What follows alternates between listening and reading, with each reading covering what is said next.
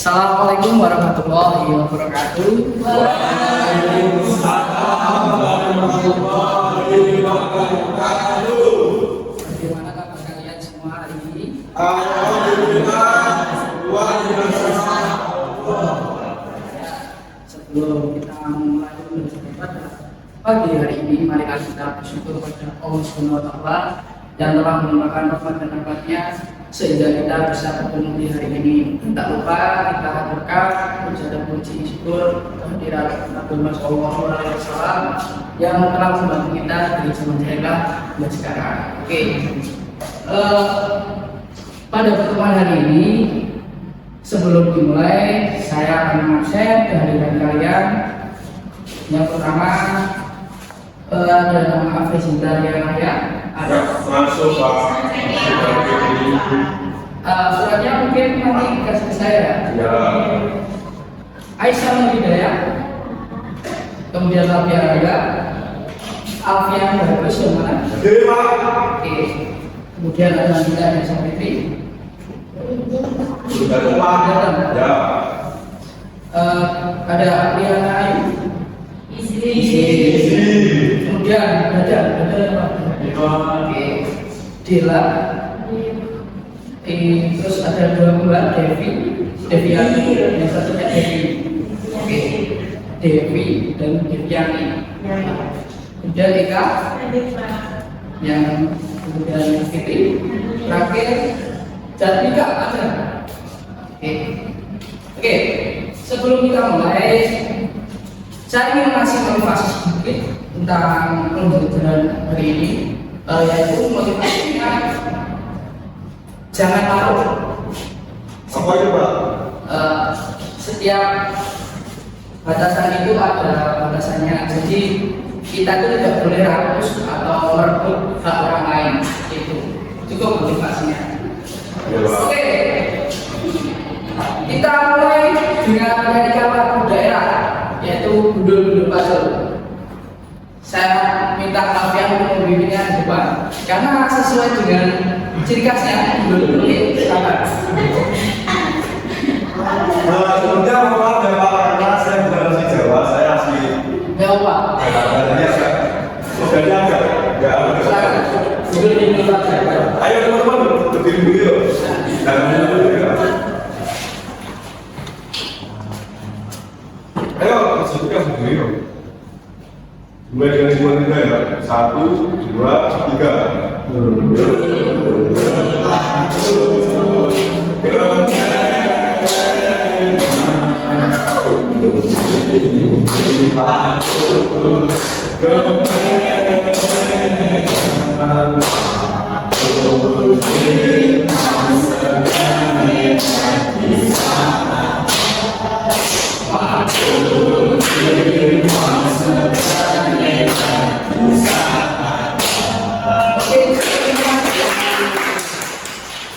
Ya, langsung saja kita masuk ke materi hari ini. Hari ini materinya adalah Negara Kesatuan Republik Indonesia yang tujuannya adalah mampu mengidentifikasi beberapa contoh kasus wilayah yang diperbutkan berdasarkan fakta dan regulasi, menemukan beberapa praktik baik dan sikap menjaga keutuhan NKRI yang telah dilakukan oleh orang atau kelompok sebelumnya. Nah, letak wilayah yang bisa saya minta tolong untuk membacanya. Jadi kreatif mungkin. Baik Pak, letak wilayah Indonesia menurut pasal 1 dan nomor 43 tahun 2008 adalah salah satu unsur negara yang merupakan suatu kesatuan wilayah daratan, perairan perdagangan, perairan kepulauan dan laut teritorial serta dasar laut dan aman di bawahnya, serta ruang udara di atasnya, termasuk seluruh sumber kekayaan yang tergabung di dalamnya. Pengaturan terhadap suatu wilayah menjadi penting dilakukan agar dapat memberikan kepastian hukum dan kejelasan mengenai wilayah negara. Selanjutnya pada angka 4 dalam Undang-Undang Nomor 43 Tahun 2008 disebutkan juga bahwa batas wilayah negara adalah garis batas yang merupakan pemisah kedaulatan suatu negara yang didasarkan atas hukum internasional. Oke. Dari bacaan ini bisa kalian ketahui dari setiap daerah itu pasti punya batasannya, dan di Indonesia itu tertuang dalam pasal 1 Undang-Undang Nomor 43 Tahun 2008 yang menjadikan perbatasan itu meliputi wilayah daratan, perairan, pedalaman perairan, dan udara seperti itu. Kemudian selanjutnya ini adalah perbatasan yang di Indonesia itu berwarna merah di dalam petanya. Kemudian yang pinggirnya itu yang berbatasan langsung dengan negara lain atau samudra lainnya. Oke, bisa dilihat dulu ya. Nanti setelah ini ada keterangan tentang setiap perbatasannya dari ujung barat hingga timur. Untuk Kota. nah ini, Pak, ada yang terlambat Pak. Oke, nggak apa. Silakan langsung duduk ya. Ini atas nama Mbak kita tadi bukan? Iya Pak. Ya, silakan saya untuk menyelesaikan.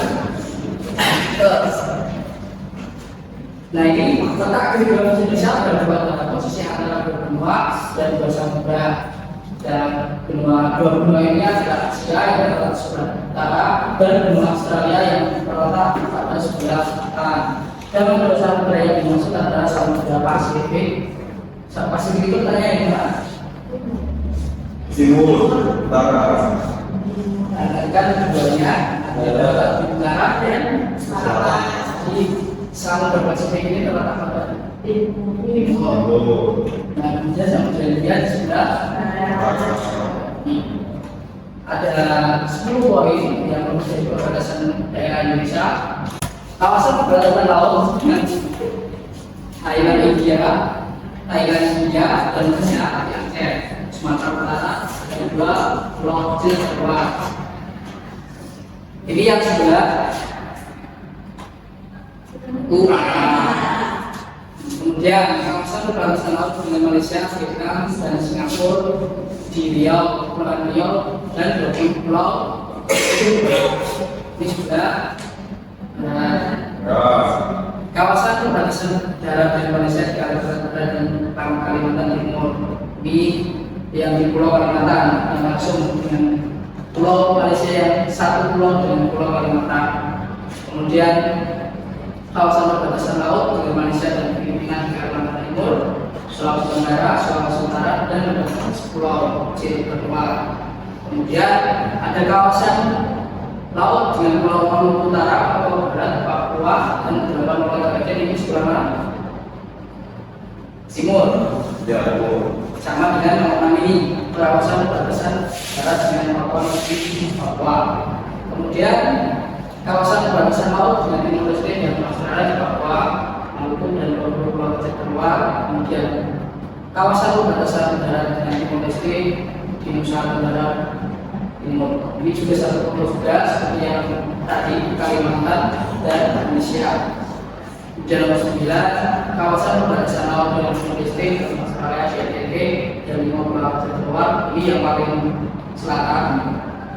Kemudian yang terakhir, kawasan perbatasan laut berhadapan dengan laut lepas di Aceh, Sumatera Utara, Sumatera Barat, Lampung, Banten, Jawa Barat, Jawa Tengah, Jawa Timur, Nusa Tenggara Barat, dan 19 pulau kecil terluar.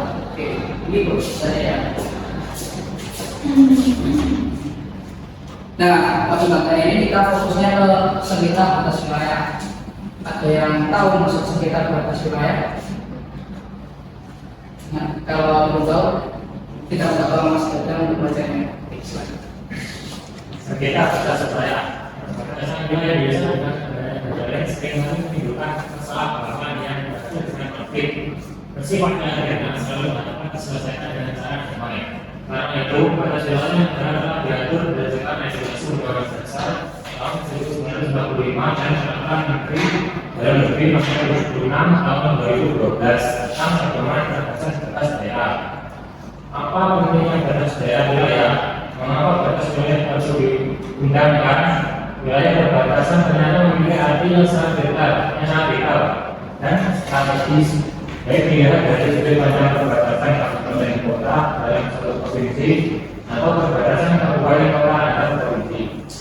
Oke, dari ini kira-kira bisa nggak budaya itu masuk ke budaya negara lain? karena tidak adanya sengketa batas wilayah ini. Bisa. Contohnya, yang pernah kalian dengar, Mengklaim apa? nah itu salah satu contohnya budaya reok asli Jawa Timur itu pernah disebut sebagai budaya Malaysia karena tidak adanya, kalau jika tidak adanya undang-undang maka hal itu bisa terjadi. Nah, beruntungnya undang-undang itu sudah terjadi dan akhirnya kita bisa memperjuangkan bahwa budaya reok itu tetap menjadi milik kita. Oke. Kemudian ini saya baca saja mengacu pada pasal 2 ayat 1 Undang-Undang Nomor 76 Tahun 2012. Hal itu karena menyangkut pertahanan dan keamanan suatu negara, sosial, ekonomi, dan budaya dan sebagainya. Budaya itu bisa diambil dari negara lain. Sehingga untuk menciptakan tertib administrasi pemerintahan memberikan ketegasan dan kepastian hukum terhadap batas wilayah di daerah. Indonesia sebenarnya mengalami sengketa batas wilayah dengan negara lain pada tahun 2009 oleh Institute for Defense, Security and Peace Studies (IDSPS) menyebutkan kalau Indonesia masih memiliki jumlah sengketa batas dengan tiga negara yaitu Timor Leste dan Malaysia. Ada tiga negara yang sering banget kontrak dengan Indonesia tentang sengketa batas wilayah.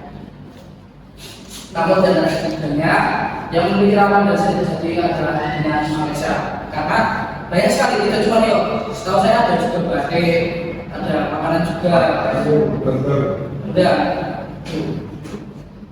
terus kemudian Indonesia maupun Malaysia berbeda pandangan terhadap hasil pengukuran lapangan yang tidak sesuai dengan perjanjian yang sepakati dan saling merasa berbeda di wilayah yang berbeda-beda. Itu tadi. Jika mereka mengatakan kita itu sampai segini, tapi kita sudah punya data dulu, makanya kita bisa mengatakan bahwa itu daerah kawasan kita. Jika hal tersebut tidak terlupakan atau tidak dikaji ulang, maka perbatasan wilayah itu bisa disebut oleh negara Malaysia. Kemudian ini setelah kalian memahami, saya minta kalian berkelompok untuk melaksanakan tugas yang saya berikan, yaitu berupa contoh kasus sengketa wilayah dengan tujuan pembelajaran. Kalian bisa menganalisis kasus sengketa wilayah yang terjadi di Indonesia dan mampu mengajukannya permasalahan tersebut kasus sengketa wilayah. Oke, silakan untuk kelompoknya. Yang pertama adalah kelompok 1 Aisyah Hidayat dengan Alfi Arangga, Alfian dan kita bisa satu kelompok satu ya. Kemudian ada Dedana Ramal, Dela, Devi, Duyanti dan Deviani, kelompok 2. Kemudian ada Eka Putri, Fitriana Ramati dan yang berakhir dengan kelompok 3. Silakan untuk kelompok masing-masing.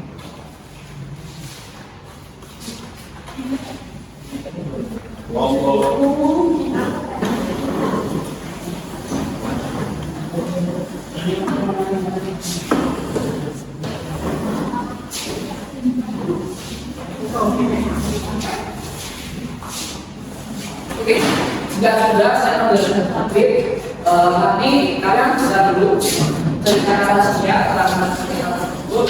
Kemudian jawab pertanyaan yang dan nanti saya berikan ada banyak soal dan setelahnya nanti bisa didiskusikan di depan kelas.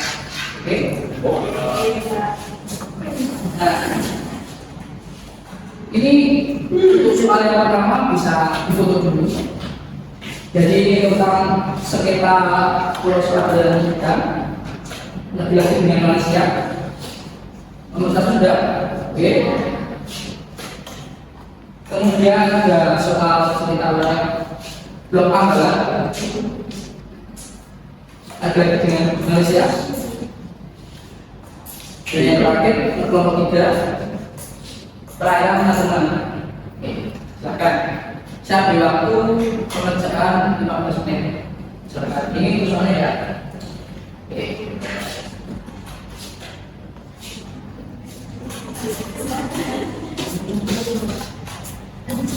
Tadi kelompok 3 ya. Ini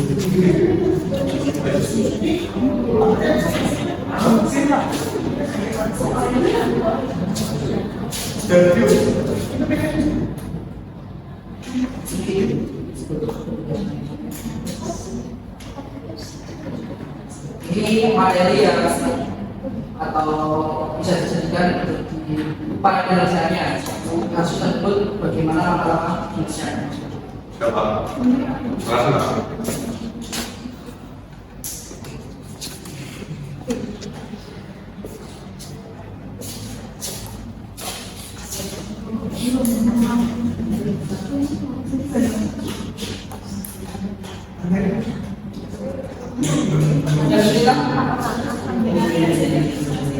Ya, nah perkembangan ya saya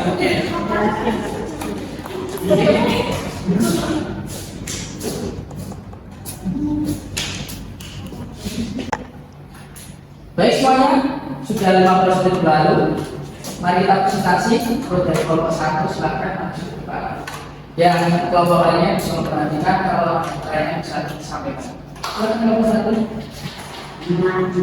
Ya Pak.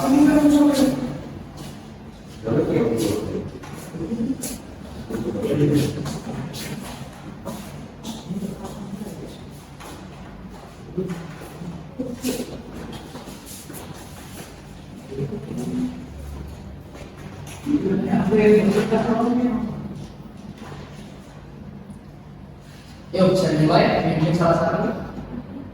Ya, sebelumnya assalamualaikum warahmatullahi wabarakatuh. Waalaikumsalam. Ini kami kelompok 1 izin mempresentasikan hasil kinerja kelompok kami. Untuk kelompok 1 sendiri, dengan saya Astian. Ya, bisa. Saya Cinta.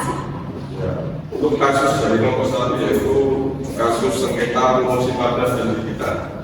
Untuk latar belakangnya, kasus sengketa promosi padat dan digital melibatkan dua negara, yaitu Indonesia dan Malaysia. Adapun promosi padat dan digital terletak di Laut Sulawesi, dilepas pantai timur Pulau Kalimantan.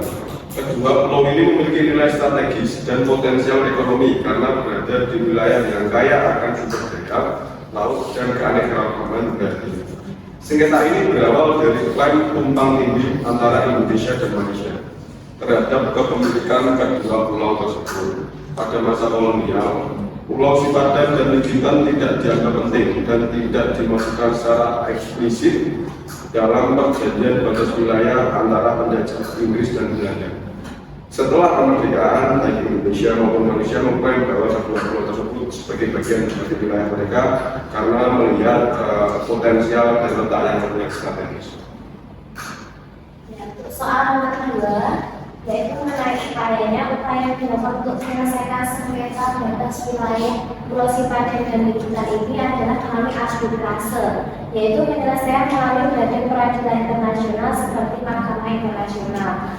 Dan hasilnya Mahkamah Internasional memberikan kedua wilayah ini kepada Malaysia karena dianggap Malaysia lebih stabil dalam mengurusi kedua wilayah tersebut. Lalu nomor 3, menurut kelompok kami, bagaimana dampak keputusan yang sudah diambil? Jadi menurut kami, keputusan yang sudah diambil diterima oleh kedua negara meskipun menimbulkan kekecewaan di Indonesia. Hubungan bilateral antara Indonesia dan Malaysia tetap harus dijaga. Dan keputusan ICJ dianggap sebagai penyelesaian akhir dari sengketa ini. Untuk soal yang nomor terakhir di nomor 4, itu bagaimana kita sebagai pelajar untuk mencegah hal ini dapat terulang kembali, yaitu dengan nantinya setelah kita tinggal di sana atau mungkin sebisa mungkin untuk tetap melestarikan budayanya maupun tidak pergi jauh meninggalkan tempat tinggal kita. Jadi untuk mencegah agar daerah kita itu tidak diklaim oleh penduduk lain atau negara lain. Istilahnya kalau bisa tidak meninggalkan, maksudnya merantau tapi tidak kembali lagi seperti ini. Oke, cukup dari kelompok 1. Sudah dari kelompok kami. Ada pertanyaan dari kelompok lain? Mas Jendika, silakan. Jadi misalnya Mbak, untuk kelompok 1 tadi Mbak kita menyebutkan kalau solusi yang diberikan itu untuk meninggali pulau tersebut ya, atau tidak meninggalkannya, itu bilang. Tidak meninggalkannya. Tidak meninggalkan pulau. Sedangkan kan kalau di perbatasan itu kan terkadang memang ada pulau-pulau yang memang tidak berpenghuni. Itu bagaimana? Kalau tidak berpenghuni berarti nggak ada yang tinggal di sana, nggak ada yang tinggal di sana. Ya kan kalau kemarin kan ada yang Ya. tinggal di situ atau tidak meninggalkan. Tapi kan memang ada beberapa pulau yang di Indonesia pada kenyataannya kan memang tidak berpenghuni dan Ya, jadi solusinya mungkin ada. Izin menjawab ya Mas. Sama Jandika. Karena memang kita fokusnya itu di Pulau Sipadan dan Delita. Karena memang nilai potensial dan letaknya yang strategis, maka sebagai acuan itu ya cuma Pulau Sipadan dan Delita. Ya mungkin dari Indonesia itu banyak pulau yang tidak berpenghuni. Karena kita fokusnya di Pulau Sipadan dan Delita, jadi nggak usah muter-muter ke pulau lain. Jadi fokusnya di Pulau Sipadan dan Pulau Delita. Seperti itu Mas. Oke, cukup ya Mas. Cukup Pak. Oke, cukup. Tambahan tidak saya, betul yang dikatakan tadi untuk tidak meninggalkan pulau tersebut karena supaya pulau tersebut tetap berpenghuni. Namun alangkah baiknya jika tadi yang disyaratkan apabila pulau tersebut tidak terpenuhi bagaimana, ya kalau bisa ada imigrasi di pulau tersebut agar terisi. Oke, cukup dari kelompok 1 bebas.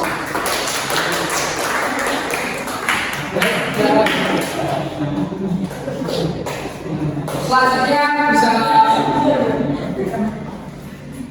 dari kelompok 2.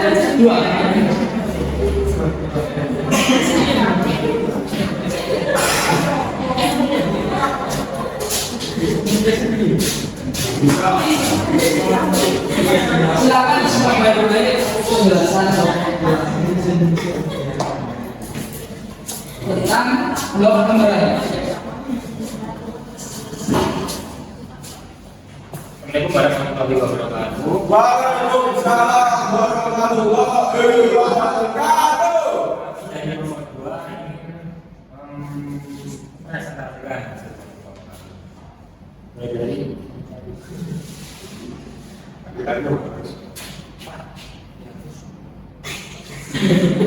Salah satu latar belakang kasus dari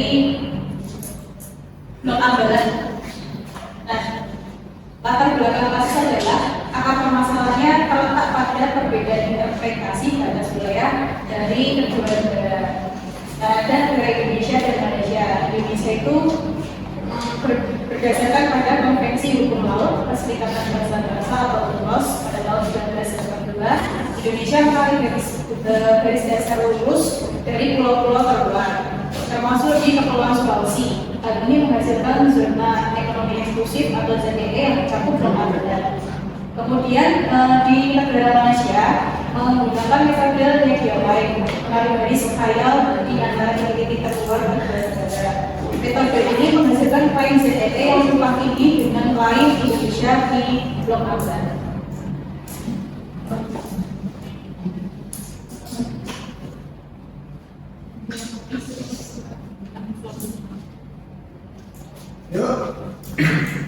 Sebagai generasi muda dan pelajar, bagaimana pendapat singkat tentang meminimalisir kasus kepemilikan tersebut, yaitu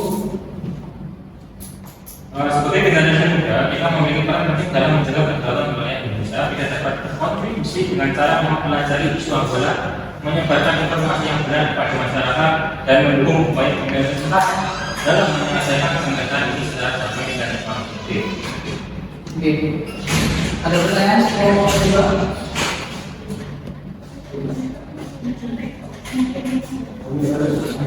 Oke, saya rasa karena pertemuan kali ini waktunya sudah mepet untuk berikutnya. Untuk sesi tanya jawab dari kelompok berikutnya kita harus teman berikutnya. Silakan kelompok 2.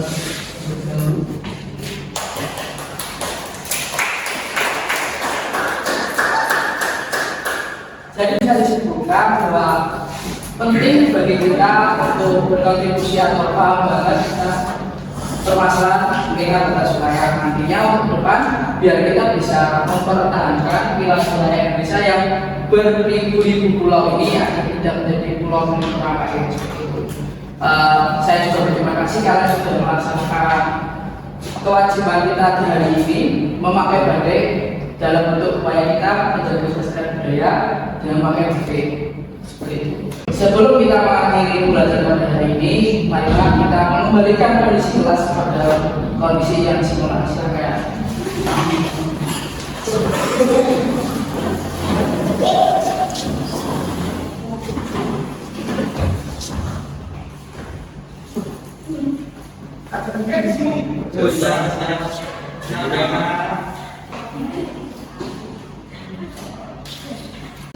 Baik, terima kasih atas sudah dilaksanakan perintah saya untuk mengembalikan kondisi semula. Mari kita akhiri pembelajaran hari ini dengan bersama sama-sama. Alhamdulillah.